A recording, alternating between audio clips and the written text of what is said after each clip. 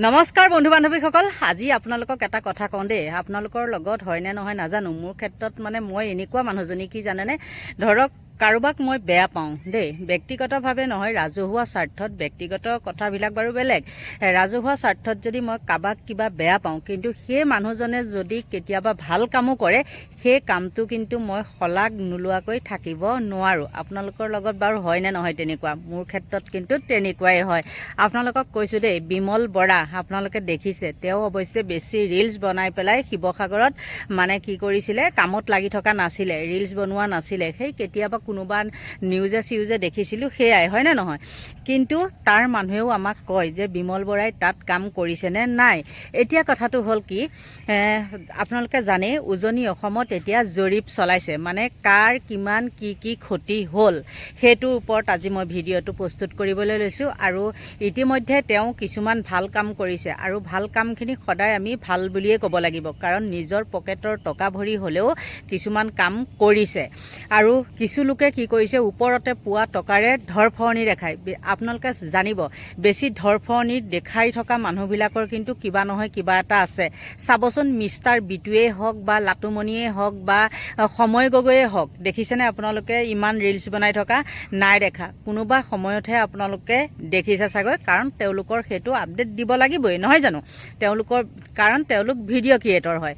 এতিয়া কথাটো হ'ল কি, যি নেকি তাত শিৱসাগৰত জৰীপ চলাই আছিলে, সেই তাত এনেকুৱা কিছুমান বিসংগতি, যি বিসংগতি শুনিলে আপোনালোকৰ চকু কপালত উঠিব। হয়তো আপোনালোকে গম পাইছে যে তাত কি কাণ্ড সংঘটিত হৈ আছে। মানে ধৰক, নাই কোনো হিন্দু, নাই কোনো মুছলমান, সকলো কিন্তু কি হৈছে, এইবিলাকৰ লগত জড়িত হৈ আছে। আৰু তাত কি জানেনে, এজন ব্যক্তিৰে 4টা-5টাকৈ নাম দি একাউণ্ট নাম্বাৰবিলাক দি থৈছে। এইটো কেনেকুৱা ধৰণৰ কথা কওকচোন? পালে সকলোৱে পাব লাগে, নহয়নে? কাৰণ সকলোৰে সমানেই ক্ষতি হৈছে, আৰু তাৰ মাজত বাৰু এঘৰ দুঘৰ নাই হোৱা, সেইটো তেওঁলোকে নিজেও স্বীকাৰ কৰিছে। আৰু শিৱসাগৰৰ মানুহখিনি এনেকুৱাও নহয় যে থকা মানুহখিনিয়ে তেনেকৈ বিচাৰি যাব, কিছুমান আছে, নথকা নহয়। কিন্তু যি কি নহওক, বিমল বৰাই যি নেকি তাত সেই লিষ্টখন পঢ়ি শুনাইছিলে, সঁচাকৈ হতভম্ব। আৰু সেইকাৰণে বোলো ভিডিঅ' এটা দিওঁ। কিন্তু এইবিলাক বাৰু কাৰোবাৰ মানে ছত্ৰছায়াত হৈ থকা নাইনে? আপোনালোকে নিজে কওকচোন, এখন লিষ্ট তৈয়াৰ কৰিবলৈ যোৱাৰ লগে লগে এটা মানুহৰে যেতিয়া 3টা-4টাকৈ একাউণ্ট নাম্বাৰ তাত দি থ'ব, তেতিয়াহ'লে চাওক, মানে তাত যদি লটাৰী লাগি যাব, নহয় জানো? কোনোবা এটা পালে তেতিয়া কোনোবা এটাই মেনেজ কৰিব পাৰিব, বোলে মোক ইমানটো দিব লাগিব, তহঁতৰ নামত তেনেকুৱা হ'ব। কাৰণ তেনেকুৱা কেছ কি হৈছে জানে, আমাৰ শিলসাকুতো হৈছিলে। আপোনালোকে হয়তো বহু লোকে গম পায় আৰু বহু লোকে গম নাপায়। ৰাতিৰ ভিতৰতে ঘৰ এটা বনাই পেলাইও তেনেকৈও ক্ষতিপূৰণ লৈছিলে। সেইটো আমি কিন্তু চৰকাৰক দোষ দিলে নহ'ব। এইবিলাক মানে কমিটিৰ লগত বহুতৰ লগতে এইবিলাক জড়িত, আৰু তাৰ তথ্যও আছে। কিমান সেই জলাশয়ত কোনে কিমান লাভ কৰিছিলে সেইবিলাকো আমি জানো। এতিয়া মুখ নুখুলো, সময়ত হয়তো মুখ খুলিম। গতিকে বহুখিনি জানি শুনিহে মানে আঁতৰি আহিছোঁ। তাৰপিছত আহিলোঁ কি, এতিয়া জৰীপ চলাই থকা কথা ক'লোঁ, নহয় জানো? বিমল বৰাই জৰীপ চলাই আছে, আৰু কোনে কিমান ক্ষতি পাব তেওঁ কিন্তু বাৰম্বাৰ, আজিও মই এটা দেখিছোঁ, অনুৰোধ কৰিছে যে আপোনালোকে এইটো অনিয়ম নকৰিব। কিয় ইমান অনিয়ম কৰে, এনেকৈ তেওঁ কৈছে। এতিয়া কথাটো হ'ল, কিমান পাব, কোনে কিমান ক্ষতি পাব জানেনে? উজনিত আজিৰে পৰা আৰম্ভ বান ক্ষতিগ্ৰস্তৰ জৰীপ। ঘৰ সম্পূৰ্ণৰূপে ভাঙিলে 1,20,000 টকা দেই। সাংঘাতিকভাৱে ক্ষতিগ্ৰস্তয়ো পাব 1,20,000 টকাকৈ।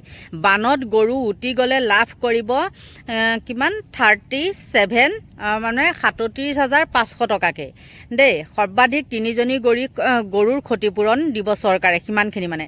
তাঁতশাল নষ্ট হোৱাসকলে পাব 5,000 টকাকৈ। এটা গাহৰি ছাগলীৰ বাবে 4,000 টকাকৈ। সৰ্বাধিক 30টালৈকে গাহৰি ক্ষতিপূৰণে পাব, মানে কি ক্ষতিপূৰণে পাব সেই 4,000 টকাকৈ, মানে সেইটো ক'লে দেই। সৰ্বাধিক 30টালৈকে গাহৰি ক্ষতিপূৰণ পাব বন্যান্যায়। 100টালৈকে হাঁহ কুকুৰাৰ বাবদ দিয়া, কম ক্ষতি হ'লেও 1,78,000। 3,50,000কৈ অধিক পাব ক্ষতিপূৰণ, সিমানখিনিয়ে। আৰু তাৰপিছতে কি হ'ল, অকণ মোৰ হয়তো খেলি মেলি হৈ গৈছে, মানে ইমান হেৰি কৰিব পৰা নাই, হ'লেও মই কথাখিনি কৈছোঁ।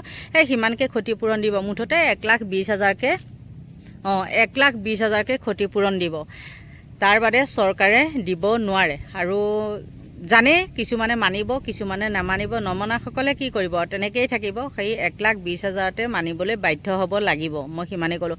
ক্ষতিটো বহুত বৃহৎ ক্ষতি হৈছে। তেওঁলোকে মানে আকৌ নতুনকৈ তেওঁলোকে সম্পত্তি গঢ়িব লাগিব, নহয় জানো? কিন্তু সিমানখিনি চৰকাৰে পূৰণ কৰিব নোৱাৰে মই জনাত। আৰু ইমান কোটি কোটি টকা ধাৰ হৈ আছে, আৰু হ'লেও কিন্তু কোটি কোটি টকা ধাৰ হ'লেও কোটি কোটি টকা উঠিছে। উঠিলেও অকল শিৱসাগৰতে নহয়, নহয় জানো? যোৰহাটৰ হওক, লখিমপুৰ হওক, চবতে পানী উঠিছে আৰু সকলোকে মিলাব লাগিব। গতিকে সেইটো ৰাইজে মিলাই চাব বা তেওঁলোকৰ ওপৰ মহলাই কি কৰে কৰি চাব। কিন্তু আচৰিত কথা, আপোনালোকে চাওক কিমান ব্যাগুম কেলেংকাৰী, মুঠতে সকলোতে কেলেংকাৰী। আৰু সেই কেলেংকাৰীৰ নামত কি হৈছে, এঘৰ এঘৰ মানুহৰ নামতে তেওঁলোকে আচলতে জানি বুজিয়ে কি কৰিছে জানেনে? এই ক্ষতিপূৰণ মানে 4-5টাকৈ এজন মানুহৰে 4-5টাকৈ একাউণ্ট নম্বৰ দিছে। আৰু মই কৈছোঁ কি যে তেনেকুৱা যোনবিলাকে কৰিছে সিহঁতক দিবই নালাগে। আপোনালোকৰ মতে কি কয় নাজানো, কিন্তু যোনে এটা নাম 4-5টাকৈ একাউণ্ট দিছে সিহঁতক দিবই নালাগে, হয়নে নহয়? উচিত শিক্ষাটো দিলেহে ইহঁতৰ লাজ হ'ব। গতিকে বন্ধু বান্ধৱীসকল, এইবিলাক যে কৰিছে, যিকেইটা হেৰিত আপোনালোকে চাবচোন কোনকেইটা অঞ্চলত বা কোনকেইটা ঠাইত এইখিনি কৰিছে, মানে এটা মানুহৰ নাম 4-5টাকৈ দিছে, তাত কিন্তু চালি জাৰি চালে একদম কেলেংকাৰী মূল নায়ক কিন্তু ওলাই পৰিব। গতিকে বন্ধু বান্ধৱীসকল, মই কৈছোঁ বুলি ক'লেতো আপোনালোকে নহ'ব ন, বোলে এই মানুহজনীয়েনো ক'ৰ পৰা জানিছে, কিনো কথা, এনেকৈ ক'ব পাৰে নহয়। আপোনালোকে শুনক তেনেহ'লে। এজন মানুহে যদি এই মুখ্যমন্ত্ৰী ডাঙৰীয়া ঘৰখনত সোমাব পৰাকৈ প্ৰাৰম্ভিকভাৱে 15,000 টকা এটা দি পিনি সহায় কৰিব বিচাৰিছে, তেওঁলোকে 4টা নামটো কিয় দিব লাগে? কি মই ভুল কৈ আছোঁ নেকি? ভুল কৈছোঁ নেকি? ৰাইজ আছে। গতিকে চৰকাৰে যৎপূৰ নাস্তি কৰি আছে। আৰু দুৰ্গত সময়ত শিক্ষকসকলেও 2টা দিনৰ ভিতৰত এই পানীত গৈ একাউণ্ট নম্বৰখিনি কালেকশ্যন কৰিছে। গতিকে সেইকাৰণে সদ্যহতে আমি সেই হুলস্থুল হোৱাৰ কাৰণে আমি অকণমান বন্ধ কৰা আছে। এতিয়া আকৌ এটা ছাৰ্ভে এটা হ'ব। গতিকে সেই ছাৰ্ভেৰ জৰিয়তে আকৌ পুনৰ মুখ্যমন্ত্ৰী ডাঙৰীয়াই সেইসকল লোককো অন্তৰ্ভুক্ত কৰিবৰ কাৰণে আহ্বান জনাইছে।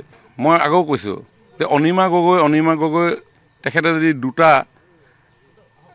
একাউণ্ট দি পিনি পইচাটো লয়, ঠিক তেনেধৰণে যদি আপোনাৰ অলকেশ দিহিঙীয়াই যদি 4টা একাউণ্টেদি পইচা দি লয়, আলতাফ হুছেইন বৰভূঞাই যদি 2টা একাউণ্টেদি পইচা লয়, আজফা বেগমে যদি 2টা একাউণ্টেদি পইচা লয়, আপোনাৰ সুনীতা আইনব বেগমে যদি 2টা একাউণ্টেদি পইচা লয়, আইচা বেগমে যদি 2টা একাউণ্টেদি পইচা লয়, আফচানা বেগমে যদি 2টা একাউণ্টেদি পইচা লয়, আদিত্য ৰঞ্জন বুঢ়াগোহাঁই যদি 2টা একাউণ্টেদি পইচা লয়, আসমা বেগমে যদি 4টা একাউণ্টেদি পইচা লয়, কি বুজিম মানে? চৰকাৰেতো 15,000 পইচাটো কাকো নিদিওঁ নথওঁতো কৰা নাই, চবকে দিবৰ কাৰণেতো প্ৰয়াস কৰা হৈছে। আৰু এই কামটো কৰিবৰ কাৰণে শিক্ষকসকলকে আমি দায়িত্ব দিছিলোঁ। তো এওঁলোকে কিয় 2টা একাউণ্ট নম্বৰ দিলে? আব্দুল ৰৌফে যদি 2টা একাউণ্টেদি পইচা লয়, কিনো ব্যৱস্থা ল'ব আপুনি? এইটোতো মৰেল, এইটো এটা নিজৰ এটা মানে নৈতিকতাৰ ভিতৰত পৰে। ৰাইজে আহ্বান জনালে যে আমাক কিবা এটা কৰক। মুখ্যমন্ত্ৰী ডাঙৰীয়া 2-3বাৰ ইয়াত আহি তেওঁ অনুভৱ কৰিলে যে নহয়, এইটো সময়ত ঘৰখন সোমাবৰ কাৰণে বোকাখিনি আঁতৰাব লাগিব, খুঁটাটো বদলাব লাগিব, বিচনাখনৰ আপোনাৰ তোচকখন কিনিব লাগিব, বাচন বৰ্তনকেইটা কিনিব লাগিব, ঘৰখন ঠান ঠিত লগাব লাগিব। সদ্যহতে ফাইনেল এছেছমেণ্ট হোৱাৰ আগতে কিবা এটা দিওঁ, তাতেতো কোনো বাধা নাছিলে। 1 লাখ মানুহক দিয়াৰ কথা আছিলে। তো 1 লাখ মানুহক দিয়াৰ কথা, সেই আন্তৰিকতা প্ৰদৰ্শন কৰা চৰকাৰখনক যদি এনেধৰণৰ বিপথে পৰিচালিত কৰে, দুখটো কাৰ নহয়? চৰকাৰখননো কাৰ? এইখনতো অসম চৰকাৰ, অসমৰ ৰাইজৰ চৰকাৰ, সুখে দুখে ৰাইজৰ লগত আছে। গতিকে এইটো সময়ত ৰাইজৰ ওচৰত থকাটোৱে চবৰে দায়িত্ব। ৰাইজ আছে, চৰকাৰ আছে, বিভিন্ন প্ৰান্তৰ পৰা, মঙলদৈৰ পৰা আহিছে, বৰপেটাৰ পৰা আহিছে, চবেই কিবা এটাতো মানুহৰ প্ৰতি সহানুভূতি প্ৰদান কৰিবৰ কাৰণে আহিছে। কিন্তু সহানুভূতি লোৱা মানুহবিলাকৰ যদি মৰেলটো এনেকুৱা, নিজৰ একাউণ্টটো যদি 4টা একাউণ্ট নম্বৰ দি দিয়ে, কাক দুখ দিব আপুনি? তেওঁলোকেতো পানীৰ মাজত গৈ এছেছমেণ্ট কৰিছে নহয়। তেওঁলোকতো গৈছে নহয় প্ৰত্যেকটো ৱাৰ্ডতো তেওঁলোক গৈছে, একদম পানীৰ মাজত গৈ মই নিজে দেখিছোঁ। মই সেইফালে আপোনাৰ সেইদিনা চিন্তামণিগড়ৰ ফালে গৈছিলোঁ, খনামুখৰ ওচৰত টেবুল লগাই ইফালেও পানী সিফালেও পানী, তাতে বহি লৈ গাঁওবুঢ়াজনে আৰু শিক্ষকজনে নামবিলাক ভৰাই আছে। মাতিছে যে গাঁৱত কোন কোন পানী সোমাইছে, সকলো আহিছে, চবকেতো চিনি পোৱাটো সম্ভৱ নহয়। তেওঁ আহি পিনি 4টা একাউণ্ট দি দিছে, নাপায় নহয়। গতিকে আকৌ আমি দিম। মুখ্যমন্ত্ৰী ডাঙৰীয়াই আকৌ বস্তুটো কৈছে কালি বা পৰহিয়ে কৈছে যে আজি 4 দিনৰ পৰা আমি আকৌ এই বস্তুটো ঠিক কৰিবৰ কাৰণে কালি ৰাতিও মুখ্যমন্ত্ৰীয়ে মোৰ লগত কথা পাতিছে। আজি 4 দিনৰ পৰা পাতি আছে যে কি হৈছে বস্তুটো। যেতিয়া আমি গম পালোঁ 4টা একাউণ্টত যেতিয়া সোমাইছে 4 দিনৰ আগত, তেতিয়া মুখ্যমন্ত্ৰীয়ে গোটেই বস্তুটো ৰেডি কৰিছোঁ। লগে লগে পাৰ্মানেণ্ট ৰিহেবিলিটেশ্যনৰ কাৰণেও পৰহিদিনাখন যোৰহাটত মিটিং হৈছে। গতিকে চৰকাৰ ৰাইজৰ লগতে আছে, দিনে ৰাতিয়ে আছে, কিন্তু ৰাইজে সহযোগ কৰিব লাগিব। এতিয়া যদি এই শিক্ষককেইজনৰ ওচৰত যেতিয়া যাব তেওঁলোক এছেছমেণ্ট কৰিবলৈ, তেওঁ যদি গৰু 5জনী মৰিছে বুলি যদি মিছাকৈ কৈ দিয়ে, কোনে হিচাপটো ল'বগৈ? পিছত ৰাইজে ক'ব যে ইয়াত গৰুৱে নাছিলে, ওচৰৰ মানুহে ক'ব নহয়। গতিকে ৰাইজকো অনুৰোধ জনাইছোঁ, আজিৰ পৰা যি পাৰ্মানেণ্ট ৰিহেবিলিটেশ্যনৰ এছেছমেণ্ট আৰম্ভ হ'ব, ছাৰ্ভে আৰম্ভ হ'ব, আপোনালোকে সম্পূৰ্ণ শুদ্ধতাৰে আন্তৰিকতাৰে যাতে আপোনালোকে সহযোগ কৰে, কোনেও যাতে মিছাৰ আশ্ৰয় নলয়। আৰু লগতে আমাৰ শিক্ষক সমাজকো মই যোৱাকালিও বিনম্ৰতাৰে অনুৰোধ জনাইছোঁ, আজিও বিনম্ৰতাৰে অনুৰোধ জনাইছোঁ, আপোনালোকেও যেন সত্য তথ্য যাতে সংগ্ৰহ কৰিবৰ কাৰণে প্ৰয়াস। এতিয়া আপোনালোকে কওকচোন, জৰীপ কৰাত কিছুমান ভুল আছে নেকি? নে আমাৰ সাধাৰণ শ্ৰেণীৰ মানুহৰ ভুল, নে সেই চৰকাৰৰ ভুল? আপোনালোকে নিজে বিবেচনা কৰক।